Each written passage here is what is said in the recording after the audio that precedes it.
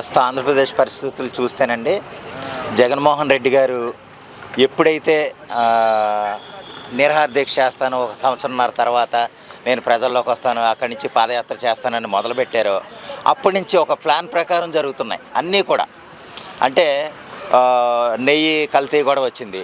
నెయ్యి కల్తీ తేలలేదని చెప్పినప్పటి నుంచి ఇంక రెచ్చిపోవడం మొదలెట్టారు. యాక్చువల్గా వాస్తవానికి ఏంటంటే నెయ్యి కల్తీ లేదని చెప్పారు, కానీ అందులో నెయ్యే లేదని కూడా చెప్పారు. అది వాళ్ళు గ్రహించలేదు కాదు, ఏదో ఒకటి ఇంకేదో ఒక ఇష్యూని పట్టుకుని దాన్నే హైలైట్ చేసి చెప్పుకుంటూ వాళ్ళు వెళ్ళిపోతున్నారు. అది పక్కన పెడితే తర్వాత నిన్న అంబటి రాంబాబు గారు రావటం, అంబటి రాంబాబు గారు వచ్చి ఏదో ఆయనకు సంబంధం లేదు ఆ ఇష్యూలో. యాక్చువల్గా ఏదో ఈ కల్తీ నెయ్యి విషయంలో ఫ్లెక్సీలు వస్తే ఆ ఫ్లెక్సీలు దానికి ఏదో ఆయన ఏదో ఎక్కడికో వెళ్తూ అక్కడ ఆగినట్టు ఇవన్నీ చెప్పుకుని వస్తున్నాడు. యాక్చువల్గా అది కూడా వాళ్ళు మొత్తం ప్రీ ప్లాన్డ్ చర్య అని నేను అనుకుంటున్నాను. ఎందుకంటే ఎంత ప్రీ ప్లాన్డ్ కాకపోతే ఆయన అంతలాగా ఆ బూత్ మాట అయితే మాట్లాడక్కలే. ఒక ప్రస్తుత ముఖ్యమంత్రి గారిని, ఎంతో విశేష అనుభవం ఉన్న ముఖ్యమంత్రి చంద్రబాబు నాయుడు గారిని అంత బూత్ మాటతో ఆయన సంబోధించే ఆడొస్తాడు, ఆడి బాబు వస్తాడు, ఆయన ఇలాగా రకరకాలు అన్నమాట. ఆ బూతులు మాట్లాడి చాలా ఆయనకున్న గౌరవాన్ని పోగొట్టుకున్నారు. ఇదంతా ఏంటంటే ఏం చేస్తారులే చూద్దాం, ఎంతవరకు తెస్తారో చూద్దాం, మనం కూడా తెగిద్దాం, ఏమైనా సరే రాష్ట్రంలో శాంతి భద్రతలు కానివ్వండి ఏ రూపంలోనే సరే కొంచెం గొడవల కింద చేద్దామన్న ఉద్దేశంతోనే వాళ్ళు ముందుకెళ్తున్నట్టుగా నాకు అనిపిస్తుంది. ఇది కూడా ఇప్పుడు ఈ సంవత్సరంన్నర నుంచి మొదలు పెడుతున్నారు వీళ్ళు.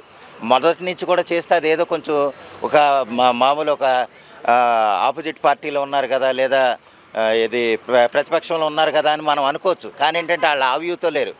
ఎప్పుడైతే జగన్మోహన్ రెడ్డి గారు నేను ఈ పాదయాత్ర చేస్తాను అని అంటూ మొదలెట్టిన కాడి నుంచి ఇష్యూస్ మరీ పెరిగిపోయినాయి. ఇంకా దాని తర్వాత మన జోగి రమేష్ గారు ఇంకో ఇష్యూ మీద అరెస్ట్ అవ్వటం, ఆయన బయటకు రాగానే యాక్చువల్గా చాలామంది జైలు నుంచి బయటకు వచ్చిన వాళ్ళు ఇంటికి వెళ్ళిపోయి కామ్గా వాళ్ళ పిల్ల పాపలతుండి కొన్ని రోజుల తర్వాత ఏదో చెప్తూ ఉంటారు.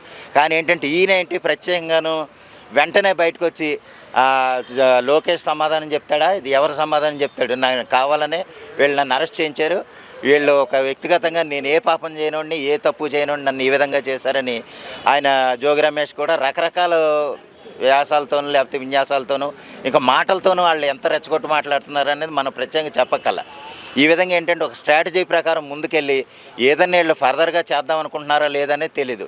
అయితే అంబటి రాంబాబు గారు మాట్లాడిన తప్పుడు మాటలకైతే రాష్ట్రం అంతా అట్టుడి కిందన్న సంగతి అందరికీ తెలుసు. అంటే ఆడవాళ్లతో సహా ఎంతమంది ఇళ్ళ దగ్గరికి వచ్చి ఎంత ఇది చేశారో తెలుసు. రారా అని సంబోధించడం కూడా మనం అంబటి రాంబాబుని చూసాం. ఆయన ఎంత చేద్దాం అనుకున్నా సరే ఆయన అంత దిగజారిపోయి అనకూడదు, అతను దిగజారిపోయి కూడా అనిపించుకోకూడదు. ఎందుకంటే అది కరెక్ట్ కదండి రాజకీయాల్లోనూ ఎందుకంటే ఎంతో హుందాతనంగా ఉండి వాళ్ళ భావి భారత రాజకీయ నాయకులకి వాళ్ళు ఒక ఆదర్శంగా ఉండాలి. కానీ వీళ్ళే తప్పుడు మార్గంలో వెళ్ళైనా సరే ప్రభుత్వాన్ని కొంచెం అడ్డగోలుగా ప్రభుత్వాన్ని కొంచెం కించపరిచేలా చేద్దాం, దాన్ని తగ్గించేలా చేద్దాం అన్న విధానం అయితే కరెక్ట్ కాదు. ఏదేమైనా సరే ఏమండి అదే అవునండి. ఇది ఎలాగంటే వంగవీటి రంగా గారిని ఇప్పుడు నేను కాపు కులస్తుని, నన్ను ఏమన్నంటే కాపు కులం ఊరుకోదు, అసలు ఆ కులాలు ఎందుకు? అదే వంగవీటి రంగా గారిని కాపు కులస్తుల్ని అంబటి రాంబాబు గారు ఎన్నోసార్లు తిట్టిన వీడియోలు కూడా ఉన్నాయి. కాపులు వాళ్ళు తాగుతారు తింటారు, అది చెప్పుకోవడానికి. అంటే ఇక్కడ కులాలను ఆగటం కోసం తప్ప ఏం ఉపయోగం లేదండి. వాళ్ళు ఏంటంటే అలాగా అంటే కాపులు ఏమన్నా అడ్డం తిరిగేస్తారేమో, ఇతనికి ఏమన్నా సపోర్ట్ వచ్చేస్తారేమో ఉద్దేశం తప్ప అతనికి ఏమీ లేదు. ఆ కాపు కులాలని వేరే కులాలని వాళ్ళకు ఒక జత చేసుకోవడానికి తప్ప వైసీపీ కూడా ఉంటారని నేను అనుకోవట్లేదు. ఆయన ఈ విషయంలో ముద్రగడ పద్మనాభం గారు కూడా ఇంకో స్టేట్మెంట్ ఇచ్చారు. ఏంటంటే వీళ్ళకి పనే ఉండదండి, వాళ్ళు ఏదైనా కరెక్ట్గా మెలకు వచ్చినప్పుడే వీళ్ళకి పనులు ఉంటాయి, అప్పుడే వాళ్ళు ఇది అవ్వాలి. ఇటువంటి విషయాలు వచ్చినప్పుడే రకరకాలుగా వాళ్ళు లేకపోతే ప్రజావేదిక కూల్చేసినప్పుడు రావు, లేకపోతే వాళ్ళు ఇది మన వల్లభనేని వంశీయో లేకపోతే కొడాల నాని గారు వీళ్ళు మాట్లాడినప్పుడు రావు, ఏమీ రావు. ఏదైనా ఈ మన చంద్రబాబు నాయుడు గారి పాలన లేదా ప్రభుత్వం వాళ్ళు ఏదైనా మంచి చేసినప్పుడు ఏదైనా పనులు చేసినప్పుడు మాత్రం వీళ్ళు మేల్కొంటారు. వెంటనే ఎప్పుడైతే మొన్న జగన్మోహన్ రెడ్డి గారు అలాగనేటప్పుడు మొత్తం అందరూ బయలుదేరిపోయాడు. ఇప్పుడు ఒకళ్ళ తర్వాత ఒకళ్ళు రోజా గారు, అంబటి రాంబాబు, జోగి రమేష్, వీళ్ళ రకరకాల వాళ్ళందరూ కూడా వచ్చి ఎలాగైనా సరే ప్రభుత్వాన్ని కొంచెం మనం ఉక్కిరిబిక్కిరి చేద్దాం ఆ ఉద్దేశంతో వాళ్ళు ముందుకొచ్చి చేయటం తప్ప అంతకంటే ఉపయోగం లేదండి. వాళ్ళు నిజంగా నిన్న అంబటి రాంబాబు గారికి 14 రోజులు రిమాండ్ పడింది. రిమాండ్ పడితే అది ఓకే, దానికి తగ్గట్టుగా మన కూటమి ప్రభుత్వానికి సంబంధించిన తెలుగుదేశం కార్యకర్తలు కావచ్చు, జనసేన వాళ్ళు కాబట్టి వీళ్ళందరూ కూడా అంబటి రాంబాబు గారు లేదా జోగి రమేష్ గారు ఇల్లు చూసి వాళ్ళు ఇల్లు తగలెట్టేసినట్టుగా వాళ్ళు చెప్పేస్తున్నారు. యాక్చువల్గా ఫస్ట్ అంతస్తు రెండో అంతస్తు వెళ్ళి వెళ్ళి కింద ఉన్న వాళ్ళు వెళ్ళి తగలెట్టేయటం, లేకపోతే గోళ్ళ దూకేసి వెళ్ళి తగలెట్టే అంత సీన్ అయితే ఉండదండి. అది కూడా అన్ని రకాలుగాను ప్రీ ప్లాన్డే. అది వాళ్ళు ఎలా చేశారన్నది, ఎలా చేస్తున్నారు అన్నది ప్రజలందరూ చూస్తున్నారు. తగ్గట్టుగానే ఇప్పుడు అలా అది ఏమీ ఉండదనుకున్నారు. 14 రోజులు రిమాండ్ పడింది. రేపు జోగి రమేష్ మాట్లాడే మాటలు కూడా ఆ విధంగానే ఉంటుందని నేను అనుకుంటున్నాను. ఏదో సమయంలో అయితే వీళ్ళు ప్రజల నుంచి చేత్కారం అయితే ఎదుర్కోవాలి. ఆంధ్రప్రదేశ్లో రాష్ట్రపతి పాలన విధించాలని ఎవరండి కోరుకుంటారండి. ఎందుకంటే వాళ్ళు ఎలాగంటే వాళ్ళకి ఇప్పుడు చంద్రబాబు నాయుడు గారు పరిపాలన వచ్చిన కాడి నుంచి వాళ్ళకి నచ్చట్లే. వాళ్ళు ఎంత విధ్వంసం చేసి ఎలా చేసినా కానీ అప్పుడు మాత్రం అవసరంలే. వీళ్ళు ఏంటంటే ఏళ్ళకేళ్ళు చేసేసి ఏళ్ళకేళ్ళు క్రియేట్ చేసిన పనులకైతే మాత్రం రాష్ట్రపతి పాలన పెట్టేయాలి. రాష్ట్రపతి పాలన వీళ్ళు చెప్పే కానీ వాళ్ళు వినేస్తారు. రాష్ట్రపతి గారు వెంటనే వీళ్ళు ఎప్పుడైతే చెప్తారా అని ఆయన ఎదురు చూస్తున్నాడు. ముర్ము గారు వచ్చేసి రాష్ట్రపతి పాలన విధించేద్దామా లేదా అని చూస్తున్నారనమాట. ఎందుకంటే పేర్ని నాని గారు అంత పవర్ఫుల్, అంత ఇన్ఫ్లుయెన్స్ ఉన్న నాయకుడు కాబట్టి ఆయన ఎప్పుడు చెప్తాడని రాష్ట్రపతి గారు కూడా ఎదురు చూస్తున్నారు. అంతకంటే ఏం కాదండి.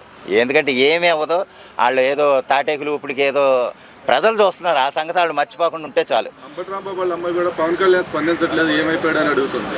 అది స్పందించేటప్పుడు వాళ్ళు మాట్లాడారండి అలాగా. ఎందుకంటే అంబటి రాంబాబు గారు అసలు ఏమనలేదు చంద్రబాబు నాయుడు గారిని. ఆయన ఎటువంటి బూత్ మాట్లాడి మరి అదే అతను అంటే ఊరుకుంటాడా? అతను అనకూడదు. ఆ మాట మాత్రం ఆ కూతురికి కానీ భార్యకి కానీ తప్పు కాదు, అంతే కదా. అది ఏంటంటే వాళ్ళు ఇష్టం వచ్చినట్టు వాళ్ళు ఎందుకంటే మా నాన్న ఎదవండి ఆ బూత్ మాట మాట్లాడకూడదు అని అయితే అనరు కదా. అనరు కాబట్టి వాళ్ళు అలాగ అనాలండి. ఎందుకంటే తండ్రిని సపోర్ట్ చేయకుండా, మా మొగుడిని సపోర్ట్ చేయకుండా ఎవరుంటారు? స్పందించాలంటే కరెక్ట్ అయిన అవసరమైతే స్పందిస్తాడండి. అప్పుడు దాకా ఏంటంటే వీళ్ళ బుడబొక్కలు ఊపుళ్ళు అన్న సంగతి జనాలు కూడా తెలుసుకుంటున్నారు. ఎందుకంటే మొన్న ఇది సంక్రాంతి సంబరాల్లో ఈ ఎమ్మెల్యేల ఏదో కొన్ని కార్యక్రమాల్లో సంబరాల్లో పాల్గొంటే దాని మీద కూడా ఇంక ఏ విషయం దొరికితే ఆ విషయం మీద వీళ్ళు దాడి చేసే కార్యక్రమాల్లోనే ముందుకెళ్తున్నారు. అందువల్ల ఏంటంటే మనం అదేది సీరియస్గా తీసుకోవాల్సిన అవసరం లేదు. వాళ్ళు ఏదో చేయాలంటే చేయనివ్వండి, దాన్ని అందరూ ప్రజలు చూస్తున్నారు అన్న సంగతి మనం మర్చిపోకూడదు.